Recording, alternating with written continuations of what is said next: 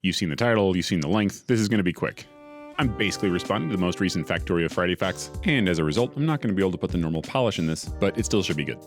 First, I've actually released the mod. You can find it now in-game in the Factorio mod portal. I've listed it as being in an alpha state, but all that really means is that there's some placeholder graphics, there's still some gameplay mechanics I've got to bolt on, I need to work out some pipelines for compatibility, that sort of thing. But it's a fully playable and mostly balanced experience. People have played it and launched rockets, and there's even a few brave souls who have set up a multiplayer server and are working on a megabase.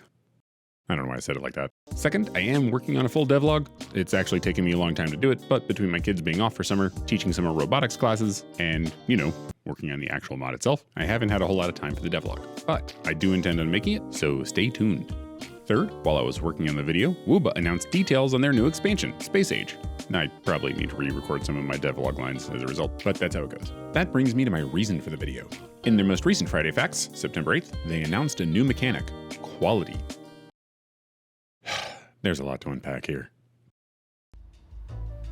Before we begin, I do want to point out something. CoverX did this, and it was an incredibly painful process. I want you to look at this line right here. This means that I had to do many, very complicated merges into the branch during 1.0 and 1.1 development, as many things were different in the branch, so almost anything that touched the internal IDs, GUI, or tests was almost guaranteed to have a merge conflict. I believe that fellow programmers will sympathize with my pain.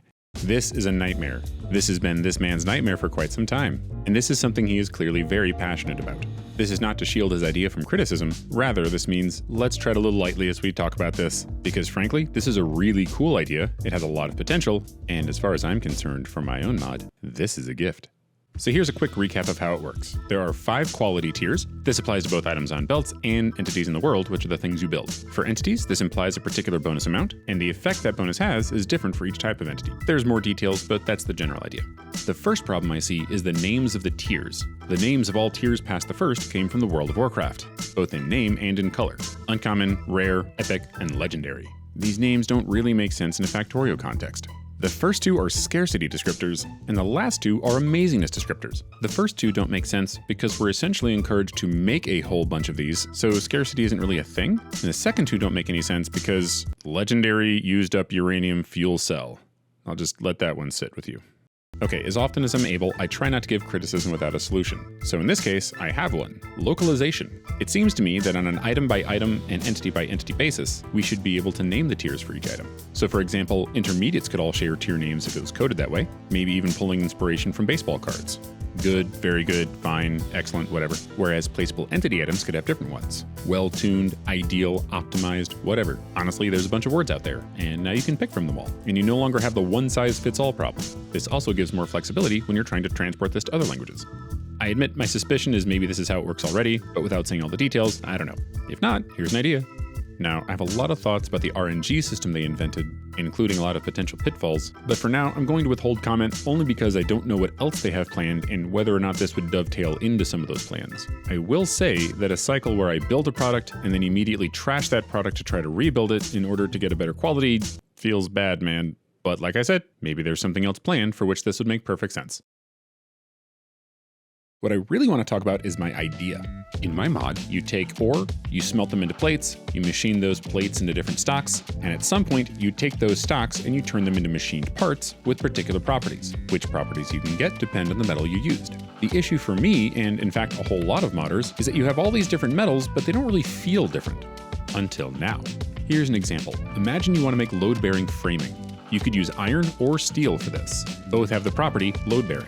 Normally, it feels a little bit wasteful to use steel for this. It's not as bad in my mod as it is in regular Factorio. In vanilla, you condense 5 iron plates into 1 steel, but in my mod, you take 5 iron plates and a coal and get 6 steel.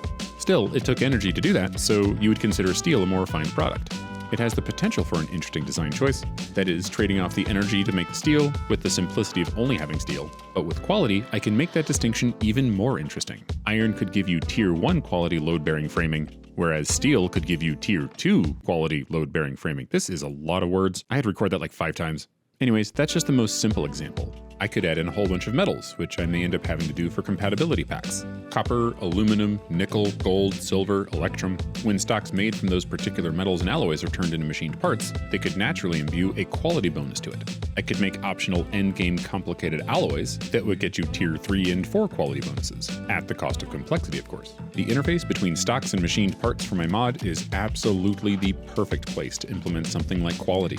The issue is, on a recipe by recipe basis, I would need some influence over the resulting quality of the products.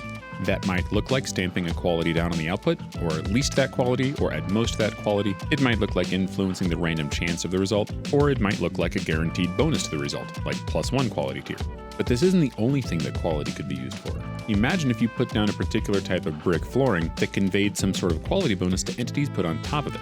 This would probably have to be done with runtime scripting, like the ships in space exploration, but it would be a cool gameplay mechanic. There are still a lot of unanswered questions, like what happens when you go to craft a condensing item, like delivery cannon capsules from space exploration or sheet coils from Bob's Angels, and the individual components have different quality levels. Or is there some kind of consideration for how many different design choices a player needs to be faced with at any given stage in the game? As the author of a complexity adding mod, that is something I am very sensitive to. But there is one thing that Wooba has convinced me of, and that is that they actually listen to feedback. And at the end of the day, they have a very good track record for making good game design choices. So I'm honestly really excited to see where this goes. Thanks for watching.